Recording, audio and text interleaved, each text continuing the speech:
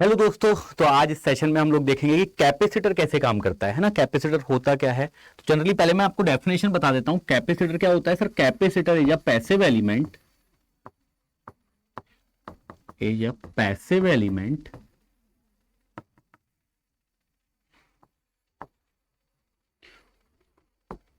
whose ability to store energy in form of electric field. ठीक है, यानी कि कैपेसिटर एक ऐसा पैसिव एलिमेंट है जिसका कैपेबिलिटी क्या है, जिसकी एबिलिटी क्या है कि वो एनर्जी को स्टोर कर सकता है। किस फॉर्म में? इलेक्ट्रिक फील्ड की फॉर्म में। ठीक है, अब इलेक्ट्रिक फील्ड कैसी होती है? तो कभी भी आप देखोगे किसी भी सिस्टम को, और अगर वो फील्ड कुछ इस तरह की दिखे, है ना, एरो में आपको जो भी चीज दिख रही है, एक सेकेंड, एरो आपका अगर पुशिंग नेचर शो करता है, पुश नेचर, ठीक है, रोटेशन नेचर होता है एक, जैसे मैग्नेटिक फील्ड होती है वो रोटेशन नेचर शो करता है। अगर पुश नेचर शो होता है तो उसको क्या बोलते हैं? हम इलेक्ट्रिक फील्ड बोलते हैं। ठीक है, तो इलेक्ट्रिक फील्ड जनरली होती है इस तरह की। अब कैपेसिटर कैसे स्टोर करता है इलेक्ट्रिक फील्ड? तो जनरली अगर मैं बात करूं कि इलेक्ट्रिक फील्ड कैपेसिटर कैसे स्टोर करता है, तो हम उसके लिए क्या करते हैं? दो प्लेट लगाते हैं। ठीक है, इस प्लेट के बीच में रखते हैं डाई इलेक्ट्रिक, एक मटेरियल रखते हैं जिसको डाई इलेक्ट्रिक मटेरियल होता है ना। इस मटेरियल को बीच में रखते हैं हम। और क्या होता है कि इस प्लेट्स पे फील्ड जनरेट होती है जो कि आपकी डायरेक्शन डिफाइन करती है। सही बात है। तो यहां पे आपको कैपेसिटर देखोगे तो इसको बोलते हैं पैरेलल प्लेट कैपेसिटर। जनरली अगर मैं इसमें एक वोल्टेज लगाऊं तो ये एनर्जी स्टोर करेगा, वोल्टेज की वजह से एनर्जी स्टोर करेगा। कैसे एनर्जी स्टोर करेगा? तो आप अगर देखोगे तो यहां पे ये पॉजिटिव चार्ज है, ये नेगेटिव, तो उसकी वजह से यहां पॉजिटिव आएगा, यहां पे नेगेटिव आएगा। ठीक है, और इसकी वजह से एक चार्ज स्टोर हो जाएगा इस कैपेसिटर में, दैट चार्ज इज क्यू। ठीक है, अब ये क्यू चार्ज कितना स्टोर होता है? तो this Q is directly proportional होता है voltage apply on semi capacitor. Capacitor में आप जितना ज्यादा वोल्टेज दोगे उतना ज्यादा चार्ज स्टोर होगा इस कैपेसिटर में, और यहीं से हम फॉर्मूला निकालते हैं Q इक्वल टू CV। ठीक है, तो ये होता है हमारा कैपेसिटर का चार्ज, जो कि हमेशा किसके इक्वल होता है? Q इक्वल टू CV के इक्वल, यानी कैपेसिटर इंटू वोल्टेज। ठीक है, अगर मैं इसका डिफरेंशिएशन कर दूं, differentiate with respect to time, अगर मैं टाइम के साथ इसको डिफरेंशिएट कर दूं तो ये बन जाता है dQ by dt, which is equal to C, एक कांस्टेंट टर्म है कैपेसिटर की value, into dV by dt। और अगर आपको पता है तो आपको मालूम होगा कि करंट I होता है change in charge with respect to time. तो यहां से हमें एक फॉर्मूला मिलता है करंट और वोल्टेज का कैपेसिटर के लिए, जो कि होता है CI equal to C dV by dt। ठीक है, तो अगर आपसे अब कोई पूछेगा कि करंट कितनी फ्लो होती है कैपेसिटर में, तो आप बोलोगे C into dV by dt। ठीक है, C into dV by dt। और अगर वोल्टेज की कोई बात करें कि कैपेसिटर का वोल्टेज क्या होगा, तो आप बोल सकते हो 1/C integration of I dt। हमने क्या किया? केवल दोनों साइड इंटीग्रेशन कर दिया। ठीक है, तो I पे इंटीग्रेशन लग गया और dV बाई dt से डिफरेंशिएशन से इंटीग्रेशन कट हो गया। तो यहां से हमारे वोल्टेज और करंट के फॉर्मूले आ जाते हैं कैपेसिटर के। ठीक है, अब आगे बात करें तो सर पावर की बात करें तो पावर कितनी होगी? तो पावर होती है वोल्टेज इंटू करंट। तो वोल्टेज हमें पता है, करंट कितनी होगी? C dV by dt। तो ये होती है आपकी कैपेसिटर की पावर।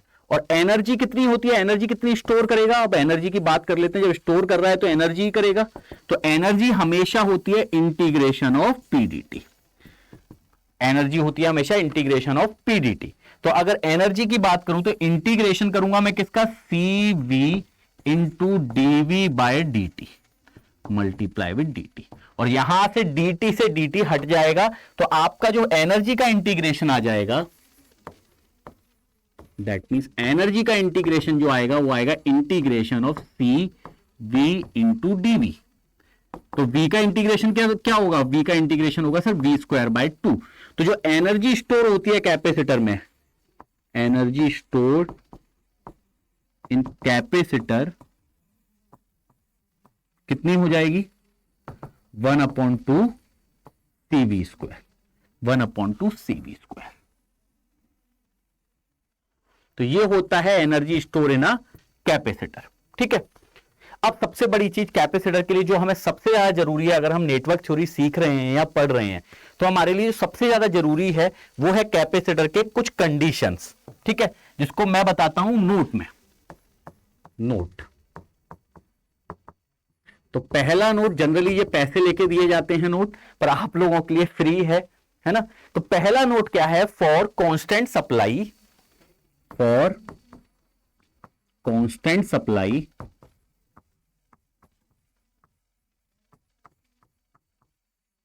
कैपेसिटर, कांस्टेंट सप्लाई मतलब डीसी, है ना, फॉर डीसी, यहां लिख देता हूं मैं DC. Capacitor act as a open circuit, open circuit. अब सर ओपन सर्किट की तरह कैसे काम करता है?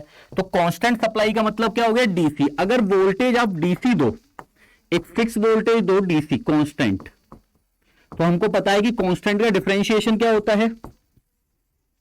डिफरेंशिएशन होता है कांस्टेंट का 0। और अगर डिफरेंशिएशन 0 है, दैट मींस करंट कैपेसिटर में कितनी फ्लो होगी? DV by dt। तो करंट कितनी होगी? करंट 0। और 0 करंट का मतलब ही होता है कि टर्मिनल क्या हो गया है? ओपन हो गया है।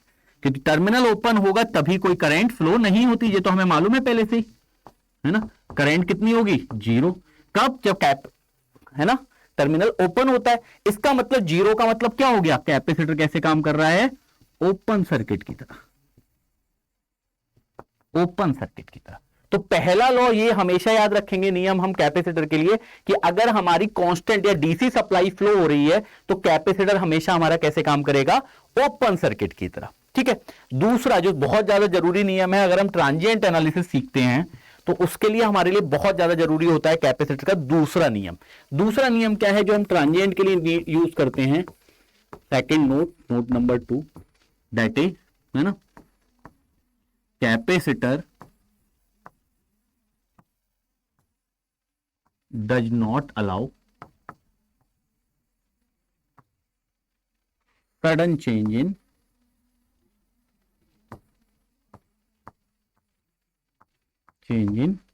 voltage। अब sir sudden change in voltage क्या? यानी अगर कैपेसिटर के पास एकदम से चेंज आए वोल्टेज में, यानी कि अगर आप अच्छा वाला मान के चलिए कि 10 वोल्ट फ्लो कर रहे हो, अच्छा वाला 10 वोल्ट की सप्लाई आ रही है, तो कैपेसिटर अच्छा वाला ओपन की तरह काम कर रहा है। पर एकदम से अगर आपने 12 वोल्ट कर दिया, वोल्टेज एकदम से चेंज किया, एकदम से, सडन का मतलब एकदम से चेंज, यानी चेंज इन टाइम कितना होगा? सडन चेंज का मतलब हो गया टाइम में जो चेंज आएगा वो बिल्कुल नहीं आएगा, तो चेंज इन टाइम क्या होगा? 0, है ना। चेंज इन टाइम कितना होगा? 0। सडन चेंज का मतलब क्या हो गया? Change in time 0। तो इस कंडीशन पे चेंज इन वोल्टेज कितना आ रहा है? चेंज इन वोल्टेज होता है डीवी। तो चेंज इन वोल्टेज कितना आ रहा है? चेंज इन वोल्टेज आ रहा है 12 minus 10, higher value minus initial value 2 volt. ठीक है, और ये चेंज 2 वोल्ट का चेंज कितने टाइम में आ रहा है? बिल्कुल टाइम नहीं लगा सर, इसको सडन चेंज हुआ है। तो जब सडन चेंज होता है तो उस समय पे जो फॉर्मूला वैलिड होगा, देखो जरा, तो यहां पे क्या फॉर्मूला वैलिड होगा? तो करंट इक्वल टू होगी C multiply with 2 divided by 0। इसका मतलब करंट कितनी आएगी? इंफिनिटी, जो कि प्रैक्टिकल पॉसिबल नहीं है, practically not possible,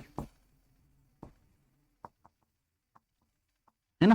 practically possible नहीं है ये, और प्रैक्टिकल पॉसिबल नहीं है इसका मतलब कैपेसिटर सडन चेंज अलाउ करता ही नहीं है। यानी कि जब भी आप एकदम से वोल्टेज चेंज करोगे, कैपेसिटर क्या कह देगा? मैं तो नहीं करूंगा, मैं तो 10 वोल्ट रखूंगा, है ना, मुझे समय चाहिए। ये चीज सीखने के लिए आपको ट्रांजिएंट एनालिसिस सीखनी होती है, वहां पे हम लोग इसको डिस्कस करते हैं। ठीक है, अब एक और चीज, यहां पे 2 नोट तो ये क्लियर हुए। तो कैपेसिटर कभी भी सडन चेंज अलाउ नहीं करता वोल्टेज में, और दूसरा कैपेसिटर ओपन सर्किट तरह काम करता है किसमें? आपके डीसी सप्लाई में। अब सर कैपेसिटर है तो फिजिकल डायमेंशन पे भी तो डिपेंड कर सकता है। बिल्कुल भाई सही है, यानी कि अगर मेरे पास एक कैपेसिटर है, पैरेलल प्लेट कैपेसिटर,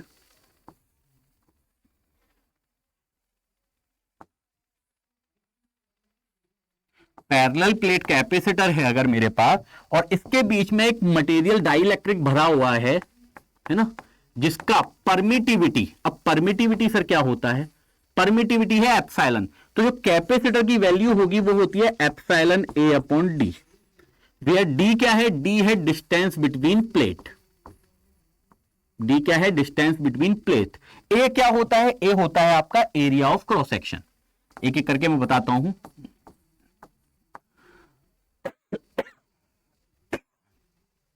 ए क्या है आपका, एरिया ऑफ क्रॉस सेक्शन, ठीक है।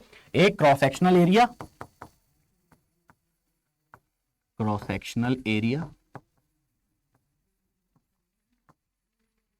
और D distance between plate, between plates, ठीक है। और एप्सिलॉन क्या है, तो एप्सिलॉन होता है आपका परमिटिविटी। अब परमिटिविटी क्या होता है सर, परमिटिविटी होती है डाइइलेक्ट्रिक की परमिटिविटी। अब परमिटिविटी क्या होती है, तो परमिटिविटी होती है आपकी property of material, it is a property of material, property of material. और ये बताता क्या है, प्रॉपर्टी ऑफ मटेरियल, तो जैसे आपकी हर चीज की प्रॉपर्टी होती है, मैं कहूंगा ना कि जैसे आपकी अगर मैं बात करूं तो आपकी एक प्रॉपर्टी है, कोई भी जैसे बात कर रहे हैं अगर, कि आप सीख बहुत जल्दी जाते हैं, है ना, तो ये क्या है, आपके दिमाग की एक प्रॉपर्टी है कि मैं बहुत जल्दी सीखता हूं। तो इसी तरह कोई भी मटेरियल में इलेक्ट्रिक फील्ड स्टोर करने की कैपेबिलिटी है या नहीं, इलेक्ट्रिक फील्ड मटेरियल रख सकता है कि नहीं, ठीक है। जैसे हम कोई भी चीज बात करते हैं ना, तो ये भी देखना पड़ता है ना, जैसे एक बॉक्स में अगर हम सामान रखेंगे तो पहले ये देखेंगे ना कि इस बॉक्स में ये सामान आ सकता है या नहीं, ठीक है। तो इसी तरह जब आप इलेक्ट्रिक फील्ड रखने के लिए जगह चाहिए आपको, तो उस मटेरियल में इलेक्ट्रिक फील्ड रखने की कैपेबिलिटी है कि नहीं, वो बताता है इलेक्ट्रिक ये परमिटिविटी। अगर किसी मटेरियल की परमिटिविटी 0 है, इसका मतलब हम उस मटेरियल को यूज नहीं कर सकते इलेक्ट्रिक फील्ड रखने के लिए, ठीक है। तो परमिटिविटी क्या बताता है, किसी भी मटेरियल में अगर आपको परमिटिविटी दिख रही है, एप्सिलॉन दिख रहा है, इसका मतलब वो मटेरियल यूज किया जा सकता है इलेक्ट्रिक फील्ड रखने के लिए, और उसी मटेरियल को हम इन पैरेलल प्लेट के बीच में रखते हैं ताकि इलेक्ट्रिक फील्ड स्टोर हो पाए। क्लियर है बात? तो इसका मतलब इलेक्ट्रिक फील्ड हमारी हमेशा कौन बताएगा, परमिटिविटी, ठीक है। जब भी आप एप्सिलॉन देखोगे कभी भी कहीं पे भी, तो आप कह सकते हो सीधे कि ये क्या है, आपका इलेक्ट्रिक फील्ड रख रहा है, ठीक है। चलिए अब एक और बात करते हैं, सर प्रैक्टिकली कैपेसिटर का इक्विवेलेंट क्या होगा प्रैक्टिकली, तो प्रैक्टिकली कैपेसिटर कैसे दिखता है, प्रैक्टिकल कैपेसिटर। अब देखो प्रैक्टिकल कैपेसिटर ये है आपका, अगर समझे हम, तो ये कैपेसिटर है पैरेलल प्लेट, और पैरेलल प्लेट अगर इसका एक सर्किट अगर आप इसको देखोगे ना, तो आपको एक चीज दिख रही होगी कि इलेक्ट्रॉन के बीच जाने के लिए, इलेक्ट्रॉन के जाने के लिए रास्ता यहां पे खत्म हो गया, ठीक है। यहां से यहां नहीं जा सकता क्योंकि इलेक्ट्रॉन कहां फ्लो करता है, वायर में, है ना। तो इलेक्ट्रॉन फ्लो नहीं कर सकता जनरली, ये हमें समझ में भी आ रहा है, ओपन सर्किट की तरह काम हो रहा है, करंट 0 है तो इलेक्ट्रॉन फ्लो कर ही नहीं सकता, ठीक है। तो इसका क्या होता है ना कि मान के चलो कि एक खाई है बड़ी सी, यहां पे आप खड़े हुए हो, अब समझना बिल्कुल अच्छे से, यहां पे आप खड़े हुए हो, और अगर बहुत सारे लोग यहां पे पीछे आपके आते जा रहे हैं, अगर आप वोल्टेज बढ़ाते जाओगे तो बहुत सारे इलेक्ट्रॉन्स आते जाएंगे, तो एक दो इलेक्ट्रॉन क्या कर जाएंगे, जंप कर जाएंगे, और जो इलेक्ट्रॉन जंप कर गया, जो इलेक्ट्रॉन जंप कर गया तो उसको तो पूरा पाथ मिल गया ना यहां पे वोल्टेज का, उसको पूरा पाथ मिल गया। एक इलेक्ट्रॉन यहां से यहां जंप करा तो उसने तो पूरा फ्लो करा दिया, और जब फ्लो करा दिया तो करंट फ्लो हो गई, करंट फ्लो हो गई, क्योंकि करंट क्या होता है, फ्लो ऑफ इलेक्ट्रॉन, ठीक है। यहां पे इलेक्ट्रॉन फ्लो नहीं कर पा रहे, पर जब हम ज्यादा वोल्टेज कर देते हैं तो इस खाई को जंप कर लेते हैं कुछ 2-4 इलेक्ट्रॉन्स, तो बहुत कम इलेक्ट्रॉन जब जंप करते हैं, इसका मतलब करंट कैसी होगी, करंट बहुत ही ज्यादा लो जनरेट होगी, है ना। और जब लो करंट जनरेट होगी तो हम रेसिस्टेंस क्या बोल सकते हैं सर, वेरी वेरी हाई।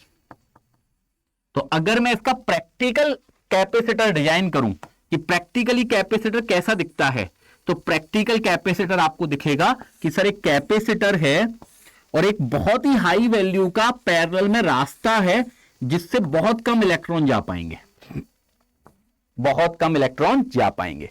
तो लॉसेस को हम रेसिस्टेंस के लॉस उसमें दिखाते हैं नेचर में, है ना। तो अगर कैपेसिटर कोई लॉस करता है तो हम उसको प्रैक्टिकली कैसे दिखाते हैं, पैरेलल में रेसिस्टेंस, और इस रेसिस्टेंस की वैल्यू क्या होगी, वेरी वेरी हाई, वैल्यू क्या होगी, वेरी वेरी हाई। तो इसको बोलते हैं प्रैक्टिकल कैपेसिटर। ठीक है, इस तरह के बहुत सारे बहुत अच्छे अच्छे फैक्ट्स के लिए आप लोग ज्वाइन कर सकते हैं इंजीनियर्स अड्डा 24/7 को। और अगर आपको कोई भी बैच लेना है, अगर आप पढ़ना चाहते हैं हर टॉपिक को बहुत अच्छी तरीके से, तो आप लोग ज्वाइन कर सकते हैं मुझे इंजीनियर्स महापैक में, एसएससी जेई फाउंडेशन बैच में और एनएचपीसी जेई बैच में। ठीक है, और इसके लिए आपको जो कोड लगाना है वो कोड क्या होगा, Y694, जिसमें मैं आपको सिखाऊंगा नेटवर्क थ्योरी, इलेक्ट्रॉनिक्स से बहुत सारी ऐसी चीजें जो आपको पेपर में मिलेंगी और आप इंस्टेंट आंसर लगा देंगे। तो यहीं पे आज का सेशन खत्म करते हैं। बहुत बहुत शुक्रिया, धन्यवाद।